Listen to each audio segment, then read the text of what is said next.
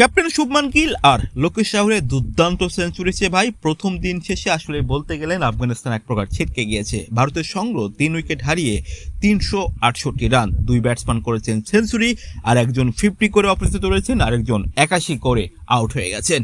কি বলছি ভাবতে পারছেন তো, ঠিক এমনটাই হয়েছে ভারত বনাম আফগানিস্তানের প্রথম টেস্টের প্রথম দিনের কথা। অবশ্যই স্কোরের আড়ালে অনেকটা গল্প লুকিয়ে রয়েছে। লোকেশ রাহুল ভাই দুবার আউট হয়ে গিয়েছিলেন, কিন্তু ভাই আফগানিস্তানের কোনো একজন ক্যাপ্টেন, কোনো একজন বলার, কোনো একজন ফিল্ডার কেউ রিভিউ নিয়েনি। কিন্তু প্রশ্ন হচ্ছে ভাই, আপনি একজন ব্যাটসম্যানকে যদি রিভিউ না নিয়ে লাইভ দেন, সে তো সেঞ্চুরি করবেন, এবং সেটাই লোকেশ রাহুল করেছেন। তাহলে প্রশ্ন হলো, আফগানিস্তান কি নিজেরাই ভারতের হাতে তুলে দিল এই ম্যাচটা, নাকি ভারত এতটাই শক্তিশালী ব্যাটিং লাইন তাদের ভাই কিছুই করার ছিল না? চলুন পুরো গল্পটা শেয়ার করা যায়।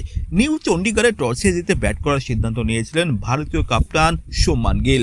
শুরুটা অবশ্য খুব বেশি বিস্ফোরক আপনি বলতে পারবেন না। এসি জয়সওয়াল আর লোকেশ রাহুল একটা স্লো মোশনে রান করছিলেন।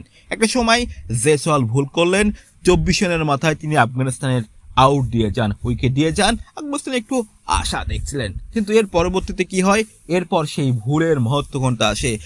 11তম ওভার স্পষ্ট একটা এস লোকেশ রাহুল করেছে, কিন্তু ভাই সেই বলটা উইকেট রক্ষকের হাতে ক্যাচও নেন। কিন্তু দুঃখজনক বিষয় হচ্ছে আফগানিস্তানের কেউ রিভিউ নেয়নি। কিছুক্ষণ পর এলবিডব্লিউ সুযোগ ছিল, একদম এলবিডব্লিউ লেগ স্টাম্প বরাবর উইকেট হিট করেছিল, কিন্তু তারা রিভিউ নেয়নি। আর এই সুযোগটা কি আর লোকেশ রাহুল সেটা কি আর সুযোগ দিয়ে দেন? দুর্দান্ত ব্যাটিংয়ে টেস্ট ক্যারিয়ারের 12তম সেঞ্চুরি তুলে নিয়েছেন, তবে ঠিক 100 করার পর তিনি আউট হয়েছেন ভিত্তি করে।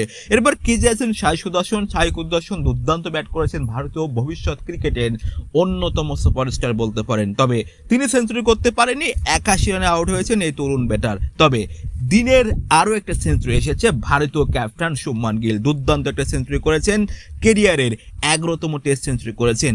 দিন শেষে তিনি অপরাজিত রয়েছেন 103 রানে, তার সাথে রয়েছেন ঋষভ পান্ট 50 রানে। তবে দিন শেষে একটা কথা বলতে হচ্ছে, প্রথম দিন শেষে যখন 3 উইকেটে 368 রান, তখন বলতেই পারেন ভাই ভারত বড় একটা ইংলিশের দিনে যাচ্ছে। কিন্তু আফগানিস্তানের ব্যর্থতা কথায়, সত্যি কথা বলতে গেলে আফগানিস্তানের বলাররা খুব বেশি প্রভাব করতে পারেননি।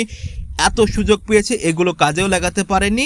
আন্তর্জাতিক ক্রিকেটে ভারতের মতো দলের বিরুদ্ধে যখন আপনি সুযোগ কাজে লাগাতে পারবেন না, তখন মনে হবে ভাই আপনার ব্যর্থতা ডুবতে হবে। তবে দিন শেষে একটা প্রশ্ন করতে হয়, ভারত কি আগামীকাল 500 কি 600 রান করবে, নাকি আফগানিস্তান হয়তো অবিশ্বাস্য প্রত্যাবর্তনের গল্প লিখবে? দিন শেষে হয়তো আপনি মনে করছেন শুভমান গিল ডাবল করবে, ঋষভ সেঞ্চুরি করবে, আর ভারত 600 করবে। কমেন্ট করতে পারেন দ্বিতীয় দিনের প্রত্যাশা নিয়ে। আজকের দিনে আফগানিস্তান ও ভারতের প্রথম দিনের প্রথম টেস্টে আপনার অনুভূতি কি শেয়ার করতে পারেন।